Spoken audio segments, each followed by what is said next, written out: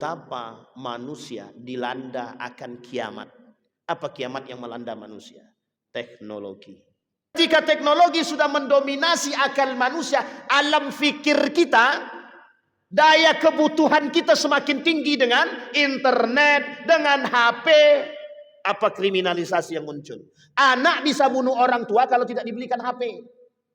Ini karakter yang kita temukan di akhir zaman. Pakar teknologi mengatakan gadget HP sangat merusak anak hari ini, generasi. Andai kata tidak ada internet, apa yang terjadi? Hilang semuanya, Pak. Itu baru internet. Sekarang kalau lampu ini mati, kelak sebelum datangnya hari kiamat, di akhir zaman itu, Pak, masanya nanti listrik itu tidak berfungsi sama sekali selama 40 hari. Bapak bayangkan ketika kebutuhan kita pada sesuatu yang sangat kita butuhkan, tiba-tiba Allah hapus. Orang-orang akan menjadi gila. Orang stres.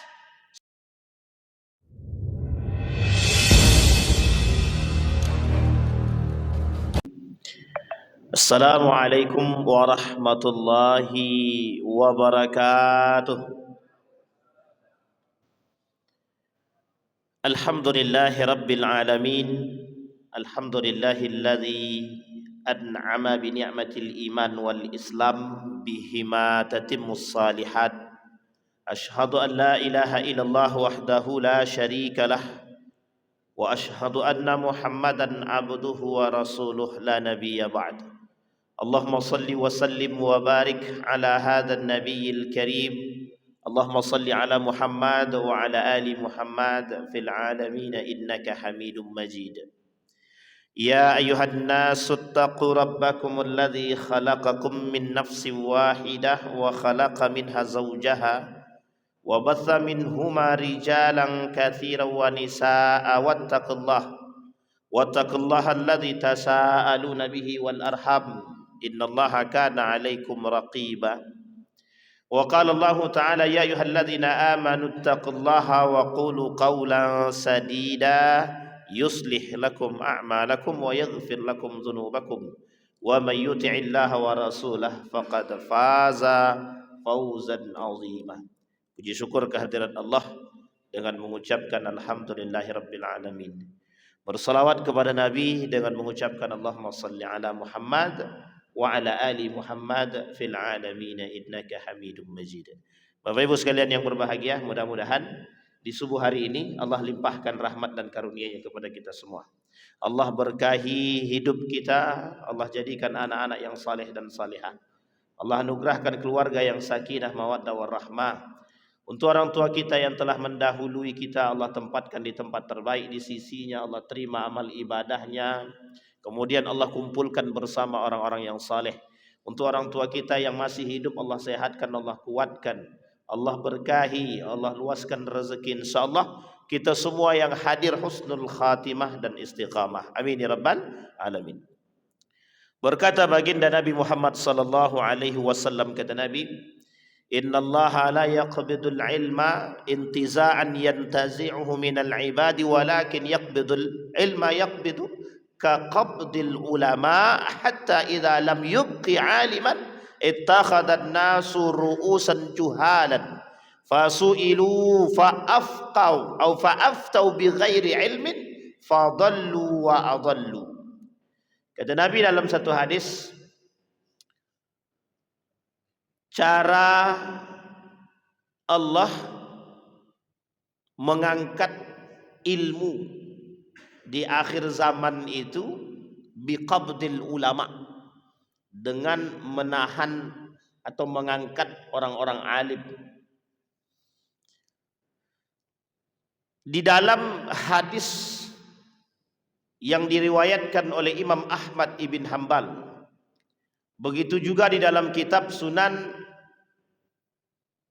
Ad-Darimi, kemudian juga dalam Sunan Abi Daud, ada pembahasan khusus judulnya fitan. Fitan. Fitan itu artinya jamak daripada fitnah. Fitnatun fitnatani fitanun. Fitnah, fitnah, fitnah. Di masa yang penuh fitnah yang disampaikan oleh Nabi dalam hadis tersebut. Ketika baginda Nabi Muhammad SAW lahir, di dalam kitab Armageddon dituliskan bahwa salah satu tanda datangnya akhir zaman adalah dengan lahirnya baginda Nabi Muhammad SAW. Wafatnya Nabi, nubuatnya Nabi, diangkatnya Nabi menjadi Nabi, dan meninggalnya Nabi masuk dalam salah satu tanda-tanda akhir zaman.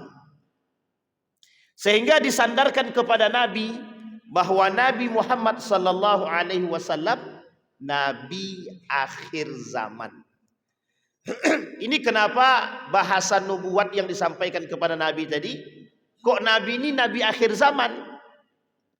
Karena semua persoalan-persoalan itu yang kelak kata Nabi 1400 tahun yang lalu, apa yang disampaikan oleh Nabi menjadi sebuah bukti dan kenyataan. Taruhlah Nabi berkata di dalam hadis yang lain, taqarabuz zaman, kata Nabi. Salah satu tanda akhir zaman itu, waktu itu semakin dekat. 1 tahun serasa 1 bulan. 1 bulan terasa 1 pekan. 1 pekan terasa 1 hari. Dan 1 hari itu tak terasa. Kok dah mau hari Ahad aja? Padahal baru hari Ahad yang kemarin. Ini bukan praduga. Ini bukan prasangka. Tapi memang, kata Nabi, yataqarabuz zaman. Waktu itu akan terasa semakin dekat dan semakin cepat, seolah-olah berjalan dengan cepat. Di dalam persoalan-persoalan ini, menukil dari pernyataan Ustaz Adi Hidayat, setidaknya kata Ustaz Adi Hidayat ada 5 karakter tanda akhir zaman yang kalau 5 tanda ini muncul di antara sekian banyak tanda, kalau 5 tanda ini muncul, maka bersiaplah bahwa Anda berada di akhir zaman, atau bukan persoalan akhir zamannya. Kalau itu terjadi dalam 5 perkara, yang pertama, apa yang Anda buat, Anda bersikap seperti apa, dan Anda posisinya di mana, di tahun apa, seperti apa. Ini poin penting yang untuk kita sampaikan. Ini bukan persoalan akhir zamannya. Dan jangan cari tahu tentang akhir zaman, kapan datangnya waktunya, nggak usah cari tahu. Yang perlu kita cari tahu adalah Anda harus seperti apa, berada di tahun seperti apa, kondisinya seperti apa sikap yang harus kita buat sebagai seorang mukmin. Karena kalau kita kaji tanggalnya, kalau kita kaji hadisnya, kejadian yang dikatakan oleh Nabi pasti akan terjadi, nggak bisa dihindarkan. Itu sudah pasti, Pak.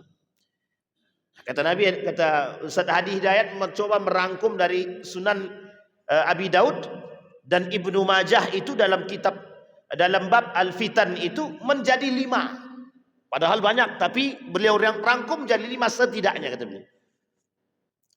Di dalam poin yang 5 tadi, ada satu pernyataan di dalam Al-Quran yang harus kita imani. Inna sa'ata atiyatun la raiba fih. Kiamat itu pasti datang tanpa ada keraguan. Hanya saja kita butuh tanda-tanda. Kenapa Allah turunkan tanda-tanda kiamat kepada kita? Biar kita ini siap. Biar kita ini bersiap. Tapi kalau tak bersiap bagaimana? Ada 2 kemungkinan. Ma ta'alal kufri amma ta'alal musyrikin amma ta'alal munafiqin wal fasiqin. Mati dalam keadaan kafir atau musyrik, atau mati dalam keadaan munafik ataupun dalam keadaan fasik. Bapak Ibu tinggal pilih saja. Mau mati dalam keadaan mana? Berimankah? Kufurkah? Fasikkah? Musyrikkah? Munafikkah? Itu tergantung pada pilihan kita masing-masing. Disinilah Bapak Ibu, kenapa penting kita mengkaji kondisi-kondisi akhir zaman agar kita bisa mempersiapkan diri. Yang pertama, dari 5 karakter yang disampaikan Ustaz Adi Hidayat. Yang pertama, innallaha yaqbidul ilma intiza'an yantazi'uhu. Dicabutnya oleh Allah ilmu. Makna ini oleh para ulama hadis banyak, tidak satu. Bukan fisika hilang, kimia hilang, teknik hilang, kedokteran hilang, bukan. Yang dimaksud dengan yakbidul ilma, dicabutnya ilmu oleh Allah itu biqabdil ulama, dengan mencabut orang alim. Dimatikan satu demi satu. Dimatikan satu demi satu. Kita terjemahkan dulu perkataan biqabdil ulama. Allah mencabut ilmu, bukan mencabut ilmu-ilmu itu, bukan. Bukan Allah hilangkan, bukan. Tapi yang Allah cabut adalah ulama, orang alim. Kata Imam Al-Ghazali, karakter orang alim itu laisal alim bi kasratir riwayati walakinnal alim bi kasratil khasyah. Karakter orang alim itu bukan banyak baca buku, bukan banyak riwayat yang disampaikan, tapi seberapa takut dia dengan Allah. Ilmu digandeng dengan ketakwaan. Ilmu digandeng dengan ketakwaan. Bahasa sederhananya, ilmu dengan iman. Bukan ilmu sendiri, iman sendiri. Kita lihat, kita pisahkan satu-satu apa yang terjadi dan kita lihat faktanya. Ilmu tanpa iman. Banyak orang berilmu tidak berilman, ilmu yang dia pakai untuk mendustakan orang. Ilmu yang dia pakai untuk mencari dunia dia. Kata Imam An-Nawawi, orang berilmu tanpa beriman, dia gunakan ilmu itu mencari dunia saja. Nah, kita ambil contoh. Banyak orang berilmu, tapi karena tidak punya iman, dia menipu orang dengan ilmunya. Seolah-olah karena orang yang tadi dianggap bodoh, dia berilmu, dia gunakan ilmu tadi manipulatif. Memanipulasi. Apa yang terjadi? Cari duit dengan ilmu. Lisan berilmu tapi tak berakhlak, tak beriman. Akhirnya yang dijual ilmunya. Satu. Yang kedua, orang beriman tanpa ilmu. Oh, ini bahaya. Kata Allah dalam Al-Quran, kalau ada orang beribadah tanpa ilmu, itu masalah. Makanya Bapak Ibu mohon maaf ya, di akhir zaman itu nanti, di akhir zaman akan banyak bermunculan orang-orang seperti Walid. Walid Dewi. Bapak Ibu kan sering nonton tuh, lewat tuh. Itu bukan cerita Pak, itu bukan fiktif, nyata. Apalagi di negara Republik Indonesia ini Pak, banyak aliran sesat itu, banyak. Itu karena apa? Tidak punya ilmu, tidak punya iman juga. Atau kadang-kadang beribadah tanpa ada ilmunya. Orang beribadah tanpa ilmu sesat dan menyesatkan. Wa dhalun wa adhal. Kita ambil contoh sederhana. Kalau dia beriman kepada Allah, atau maaf, kalau dia berilmu, maka ibadah yang dia lakukan pasti ada dasarnya Pak. Pasti ada dasarnya. Sekarang mana dasarnya seorang pemimpin majelis laki-laki boleh mencium istri orang? Cari dalilnya Pak. Kalau ada dalilnya kita lakukan sama-sama. Tidak ada Pak. Jangankan hadisnya lemah, palsu pun tak ada. Karena hukumnya haram. Berpegangan tangan laki-laki dan perempuan saja haram. Loh kok ada aliran yang mengatasnamakan nama Tuhan Allah, keimanan, loh kok tak punya dalil, tak punya dasar, tak punya ilmu. Sesat dan menyesatkan. Ini saya kasih tahu, saya bocorkan sama Bapak Ibu. Dulu Bapak Ibu, di salah satu daerah di Indonesia ini, ada orang, ada kelompok sholat tanpa sehelai benang pun. Cari dalilnya. Jangan, tidak usah yang sahih, yang palsu saja cari. Di mana dalilnya orang sholat tanpa sehelai benang pun? Coba bayangkan. Ini kalau kita kaji aliran sesat ini banyak Pak. Kami dah berapa kali keliling itu tentang aliran sesat. Banyak yang komentarnya itu Pak. Karena memang itu yang terjadi. Sesat dan menyesatkan. Dhalun wa adl. Makanya perlu digandeng. Ilmu dengan iman ini harus. Orang berilmu tanpa iman bablas Pak. Bablas.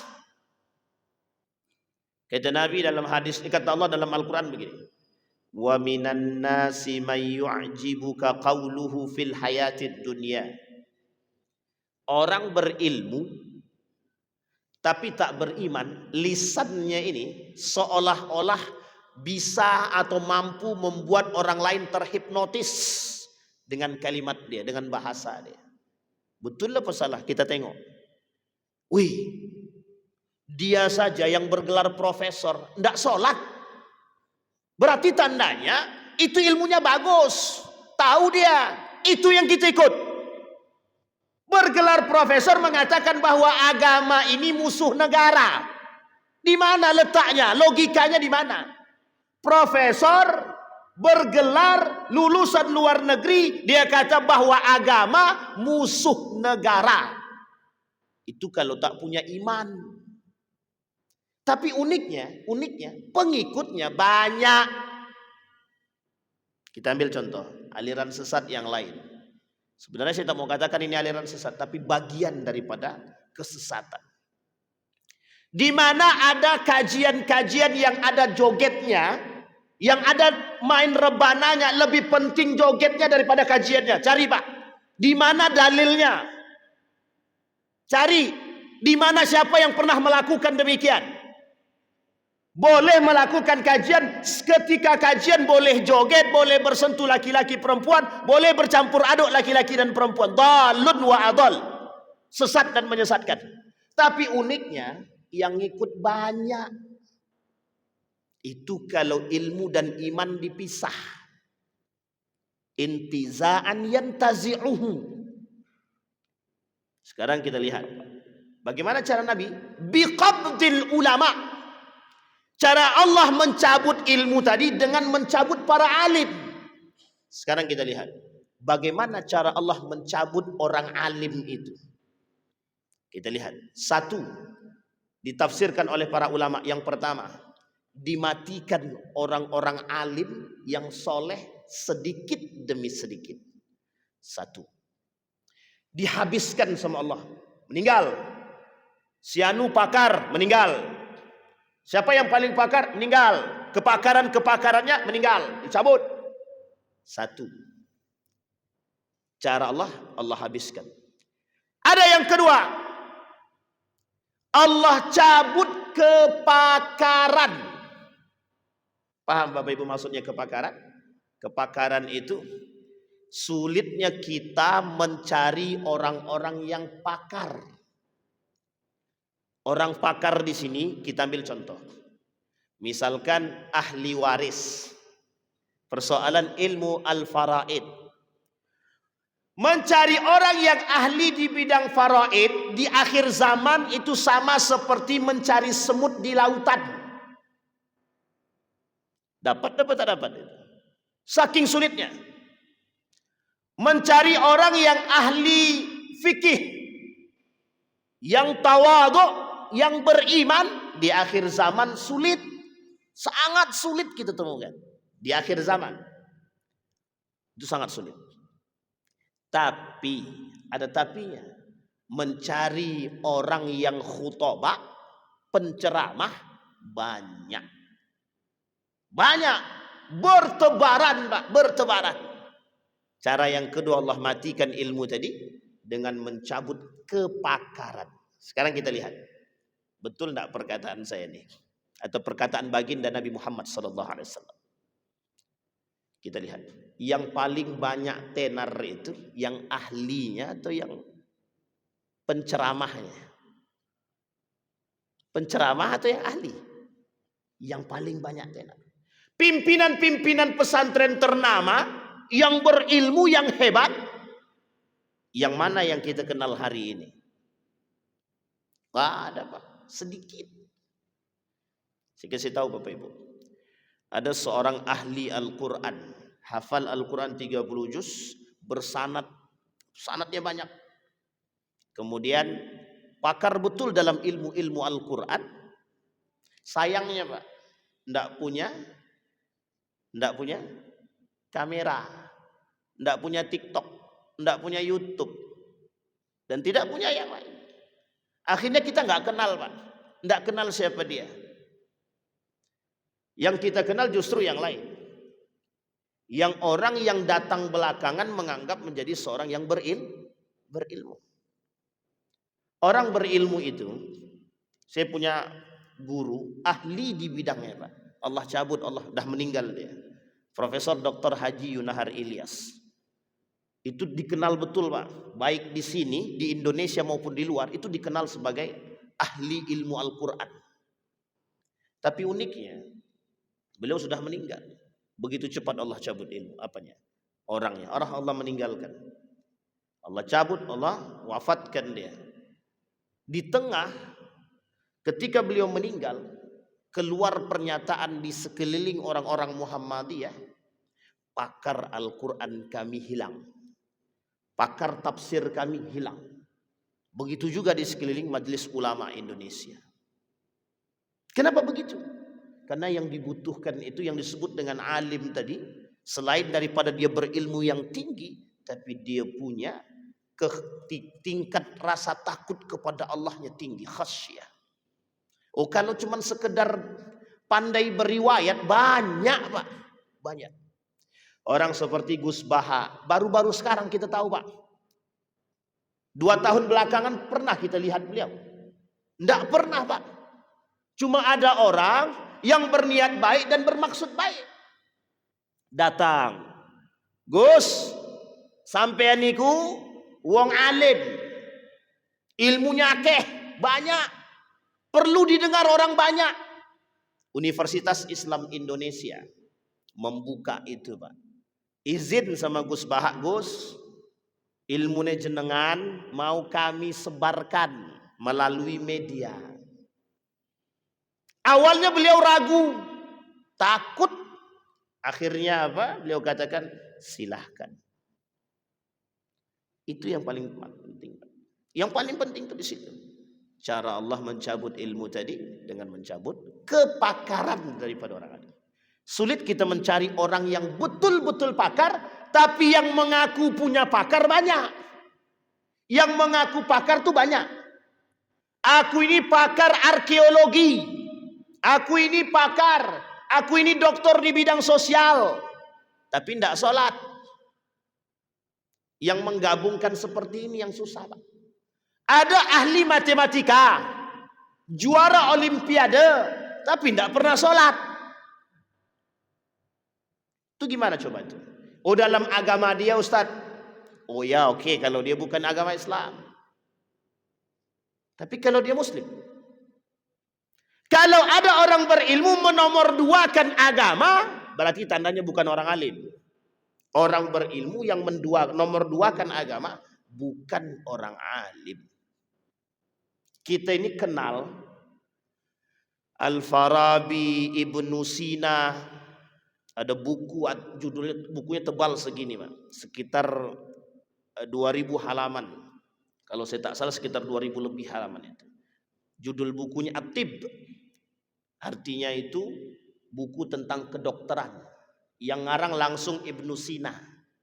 Kapan umat muslim baru tahu itu? Baru-baru ini, Pak. baru pada abad ke-20. Itu sudah masa siapa? Daulah Abbasiyah.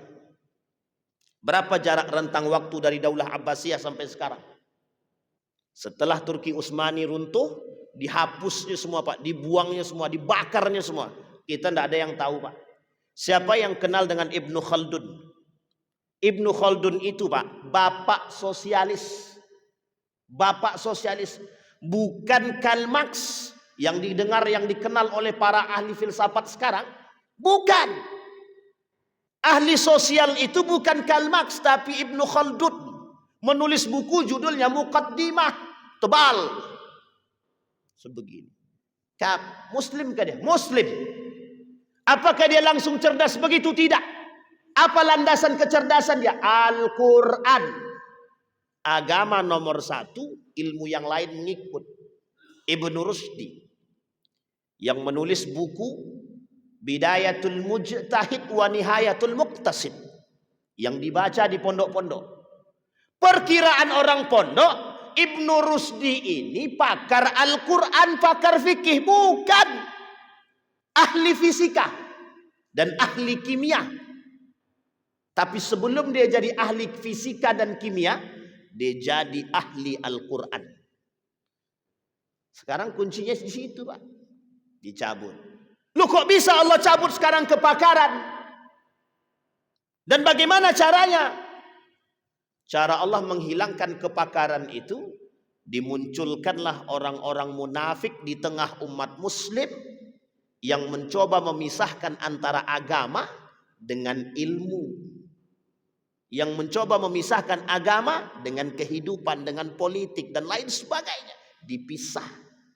Sehingga mohon maaf, yang lahir ke muka bumi ini orang-orang yang lisannya afqah tapi imannya tak ada. Itu yang ditakutkan. Yang ketiga, cara Allah mencabut ilmu. Tadi dengan qabdul ulama, dan cara Allah mematikan ulama. Yang pertama dengan mematikan ulama, yang kedua dengan kepakarannya, yang ketiga tidak bisa didengar, sulit mengakses. Kita semua ini sulit mengakses mana orang-orang yang alim itu. Dan kita di akhir zaman sulit membedakan mana yang benar-benar alim soleh dan mana yang pura-pura soleh. Yang ditampakkan oleh media itu bukan orang yang beramal soleh, tapi beramal salah. Yang ditampakkan oleh media. Kita ambil contoh. Ada seorang yang dianggap alim. Kemudian bagi-bagi uang, lempar-lempar sana, lempar sini. Misal ini contoh saja. Kira-kira dalam tradisi akhlaknya Nabi ada enggak begitu? Enggak ada Pak. Artinya perkataan Nabi pada poin yang pertama ini terbukti apa tidak? Terbukti. Kalau perkataan Nabi terbukti pada poin yang pertama, berarti Nabi betul apa salah? Nabi benar. Sekarang pertanyaannya, kita yakin gak itu? Yakin. Di sini kita yakin. Tapi kita tetap ngikut gak orang-orang seperti itu? Sebagian di antara kita masih ngikut. Dan uniknya, orang munafik masih kita kasih ruang untuk berbicara. Di tengah siapa? Di tengah umat muslim.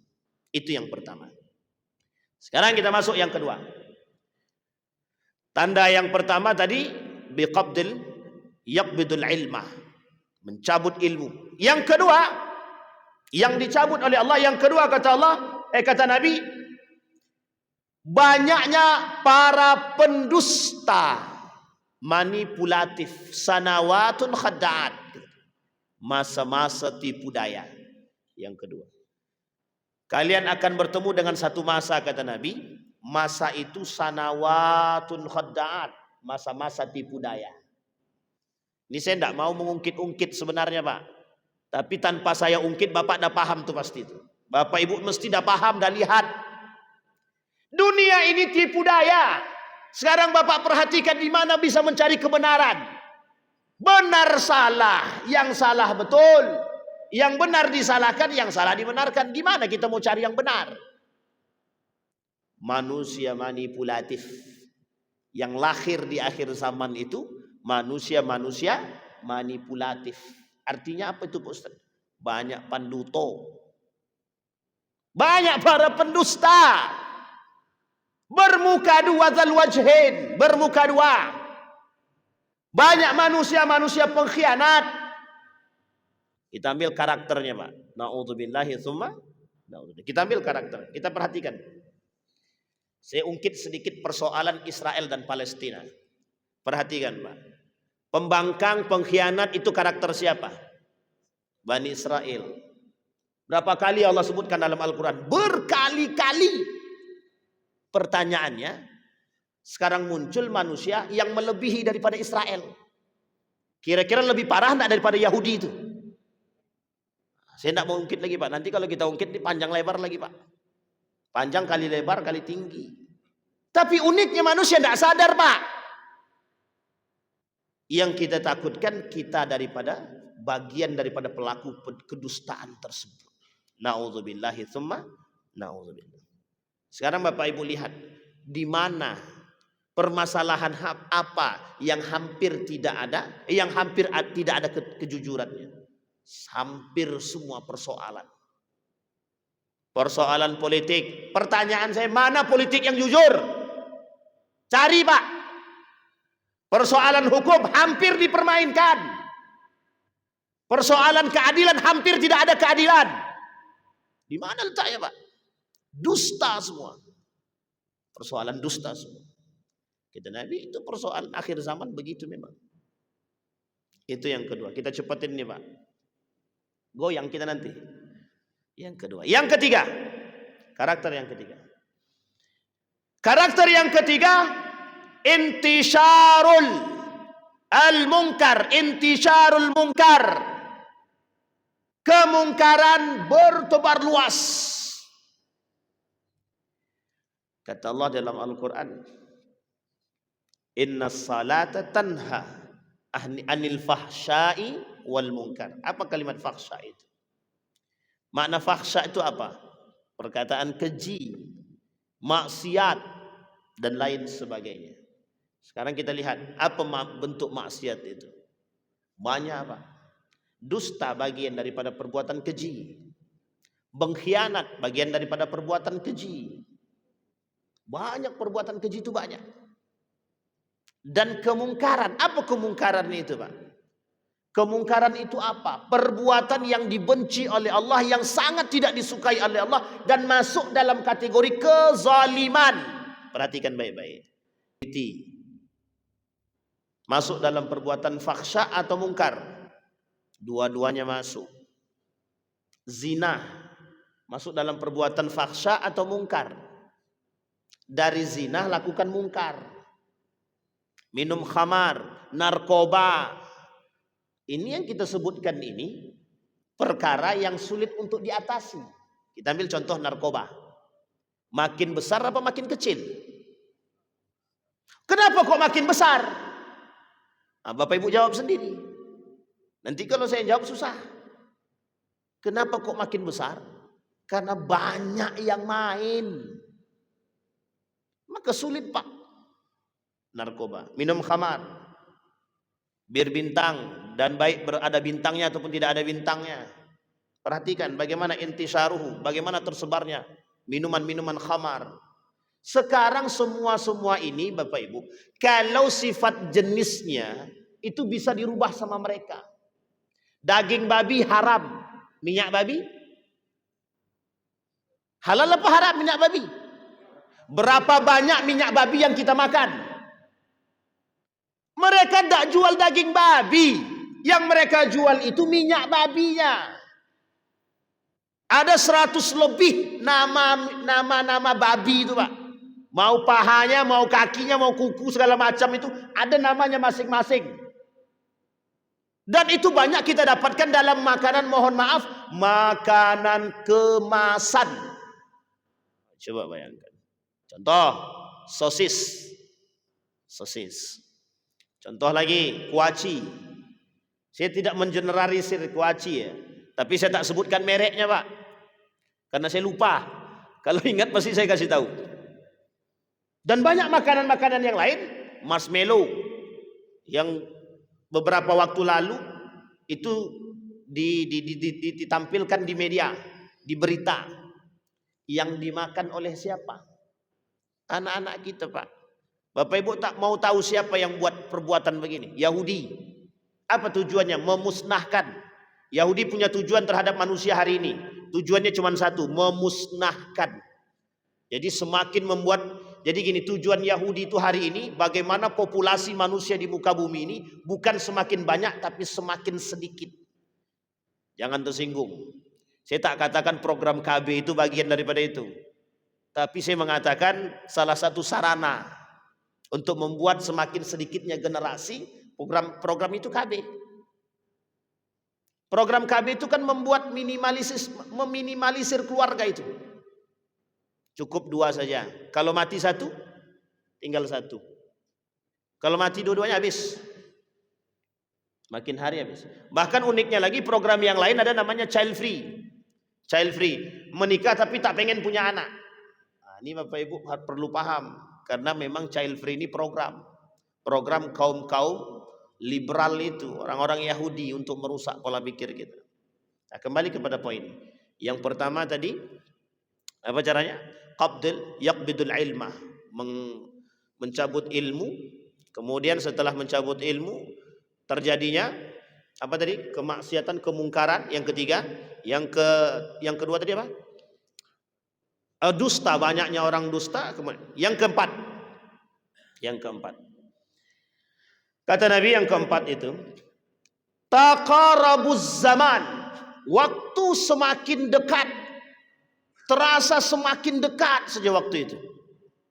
Dan uniknya, dalam waktu yang semakin dekat ini diterjemahkan oleh para ulama, waktu semakin cepat, waktu semakin terasa dekat. Kata para ulama, terjadinya perubahan, revolusi. Sekarang ini poin berapa kita sekarang? Dulu ada namanya manusia milenium 2000. Nah, sekarang ini udah lewat gen Z itu. Gen A, gen alpha. Bapak Ibu tahu gen alpha itu? Kalau yang tua-tua saya yakin agak ragu sedikit. Tapi yang muda-muda mungkin. Kata Nabi, tanda yang keempat, semakin banyak dan semakin terasa. Waktu semakin dekat dan semakin cepat. Ulama berbicara begini. Kata para ulama, ditinjau lebih luas. Perkembangan teknologi. Perkembangan teknologi. Dulu orang mengenal guru cuma di sekolah. Sekarang tidak. Orang bisa mendengar, melihat guru di mana? Di YouTube, di TikTok, di Facebook, Instagram. Ini perubahan waktu. Pertanyaan saya adalah, kalau listrik mati, apa yang terjadi? Sekarang YouTube pakai internet enggak? Kartu. Dulu Pak, telepon selulernya itu pakai telepon rumah. Naik nih canggih, pakai handphone Nokia. Masih ingat ya Bapak Ibu ya? Nokia yang cuma bisa nelpon sama SMS. Oh, rebutan orang cari, beli Pak, bagus, beli. Setelah pakai Nokia, tersebut pula mereknya, nanti pandai-pandailah. Setelah pakai barang cuma telepon doang, sekarang naik Pak, naik peringkat. Dari cuma telepon aja, sekarang bisa WA. Dari WA, bisa Facebook, bisa Instagram, bisa dan lain sebagainya. Bisa searching YouTube, bisa melihat di Google, bisa mencari, semua ada. Apa yang Bapak butuhkan ada semua. Saya sakit jantung, obat sakit jantung paling mujarab keluar Pak. Tidak perlu diketik pakai voice note. Keluar semua. Yang tadinya jauh Pak, kita mencari obat jauh, datang. Pesan sekarang, besok datang. Pakai apa? Kurir, online. Ada Shopee dan lain sebagainya. Tersebut juga namanya. Meskipun tidak disponsori. Sampai di sini paham Bapak Ibu? Waktu semakin cepat. Pertanyaannya adalah, apa yang kita butuhkan untuk mengakses itu? Kita butuh internet. Dari 3G, Kemudian naik dari 2G, 3G, 4G, 5G. Ntar lagi entah berapa G kita tidak tahu Pak. Mau 10G kayak segala macam. Perhatikan baik-baik yang ingin disampaikan oleh Nabi. Betapa manusia dilanda akan kiamat. Apa kiamat yang melanda manusia? Teknologi. Kita tidak menafikan perkembangan teknologi, tidak. Justru kita harus mengakses, memang wajib. Kita tidak bisa Pak sekarang ini. Jangan pakai HP, tidak ada yang bisa menghubungi kita sekarang. Orang tidak mau nelpon biasa tuh tidak mau sekarang. Uniknya, yang dilupakan oleh manusia, silaturahim. Dengan telepon cukup, tanpa perlu datang ke rumah. Pertanyaan saya, lebih berkah mana? Datang ke rumah atau telepon?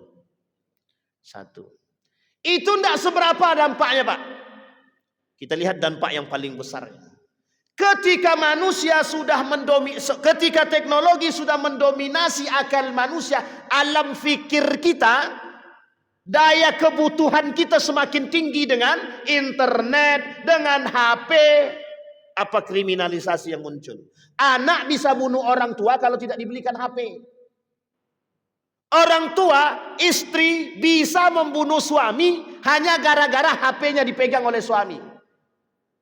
Coba bayangkan. Ini karakter yang kita temukan di akhir zaman. Suami pasang aplikasi yang sangat sensitif, tidak boleh sampai istrinya tidak bisa buka. Artinya apa yang muncul? Kecurigaan antara satu dengan yang lain. Uniknya lagi, dampak yang lain yang lebih besar, dalam rumah tangga tidak ada komunikasi.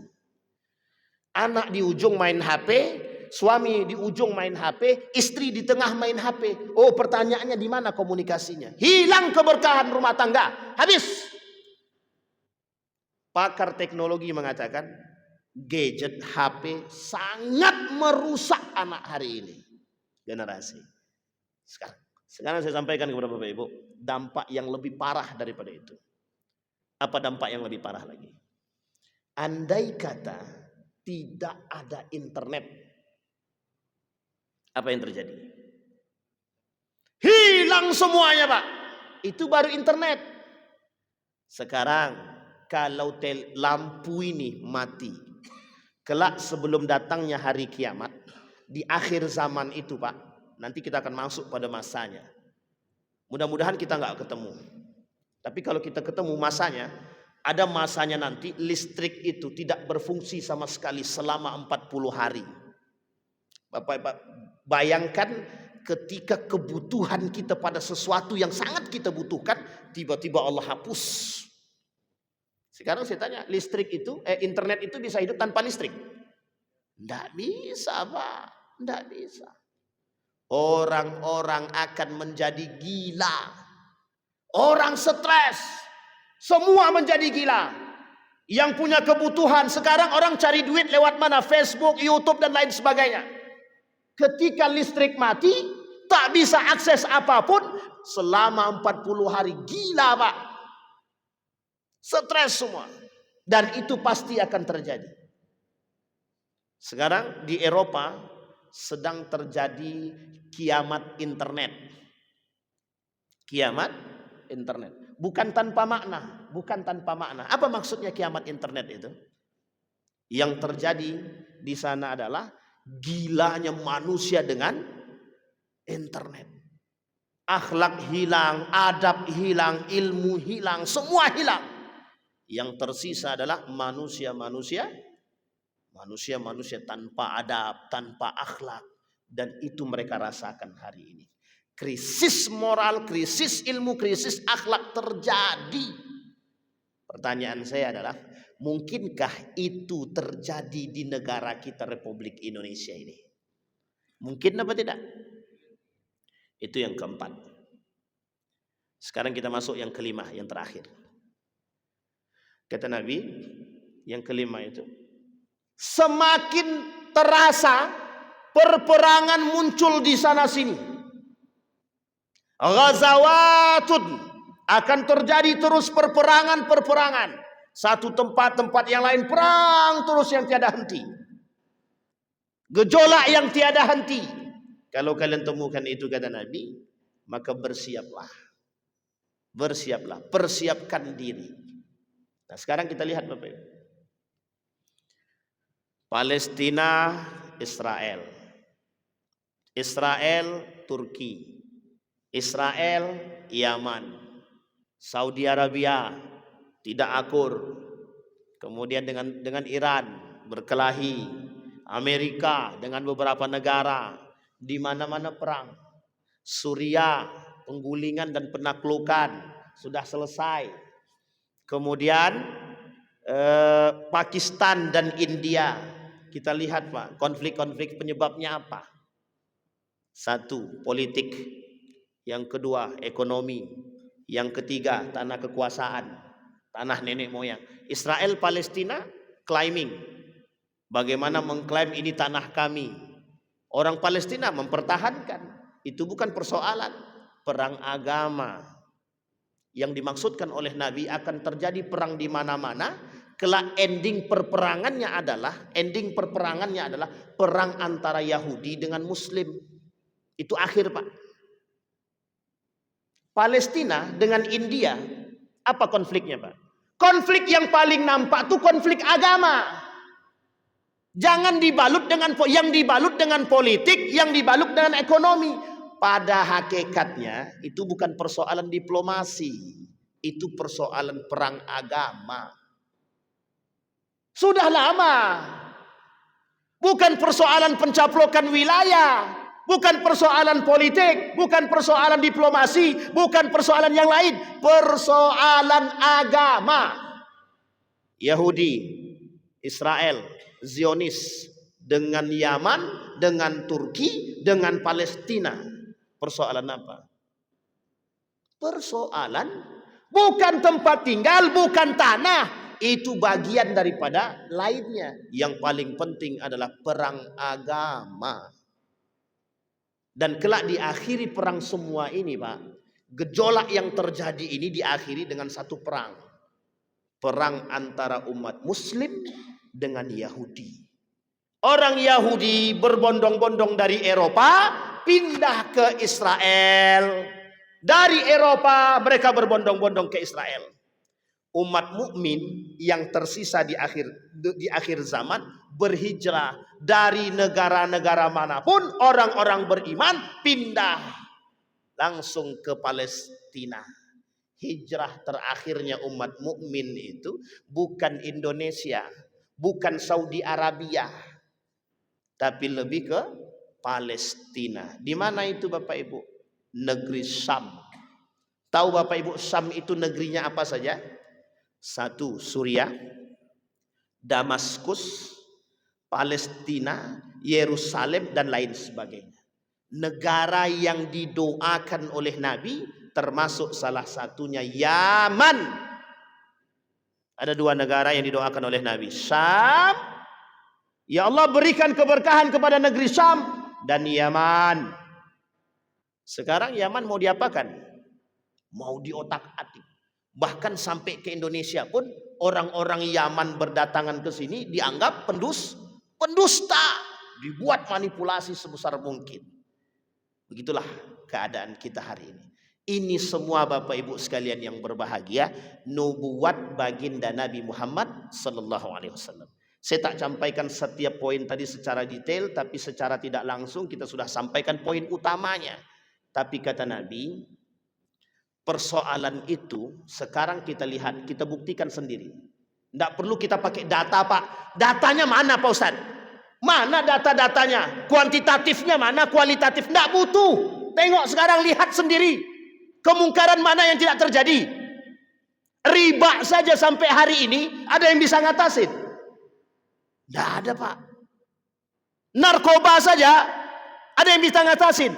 Sampai hari ini justru semakin lebar, semakin luas. LG semakin berbahaya di Indonesia. Tidak usah jauh-jauh lah, ngapain ke Indonesia? Di Pekanbaru. Tanggal 25 April yang lalu.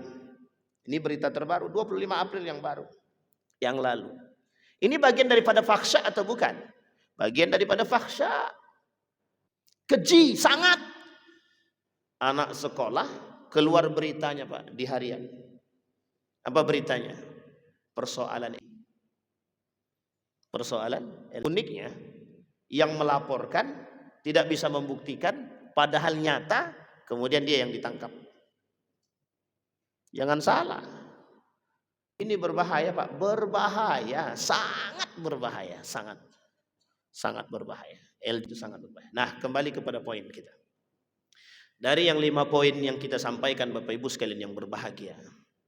Yang pertama yang ingin kita sampaikan, yang pertama, ketika Allah mengatakan mencabut ilmu dengan model yang kita sampaikan, yang 3 model tadi, mencabut orang alim, maka apa yang harus kita lakukan? Sikap seorang muslim, hadirkan generasi-generasi yang berilmu dan beriman. 1. Kembalikan halakat, kembalikan model-model keilmuan yang islami. Kejar agama, dapat akhirat. Kejar akhirat, kejar dunia, kejar akhirat, dunia dapat.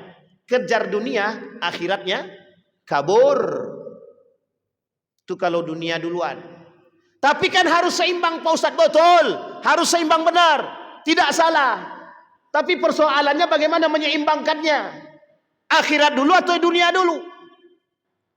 Dari sekian banyak para ilmuwan muslim itu, hampir tidak ada satupun di antara mereka yang tidak hafal Quran. Hampir tidak ada satupun di antara mereka yang tidak hafal Quran. Hadirkan generasi-generasi yang kuat imannya, ilmunya, tangguh.